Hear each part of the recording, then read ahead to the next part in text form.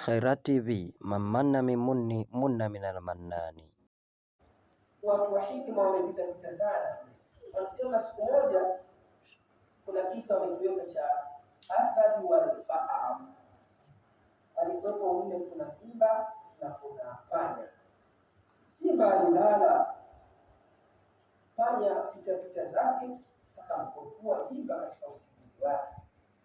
Na sisi tunajua usingizi ni starehe. Mungu mwenyewe amesema wajaalna naumakum subata, tumejalia usingizi kuwa ni starehe. Simba alikuwa katika starehe yake, amelala, panya akamkokua simba, akaghadhibika, akamkamata panya, akakumuua panya, kalia sana. Hatimaye huruma imemjia, akamwacha. Lakini katika maisha, katika pita ndio ile wanasema dunia la yadumu ala hali, dunia haidumu katika hali moja.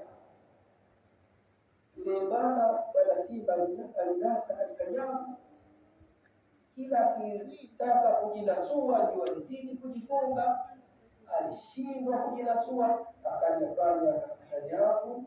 Baada ya kusikia kelele, alipokata zile nyavu, simba katoka. Lakini alichosema simba, anasema sikudhania kidudu kama hiki kingeweza kukata nyavu hizi, nimeshindwa mimi, mnyama mkubwa.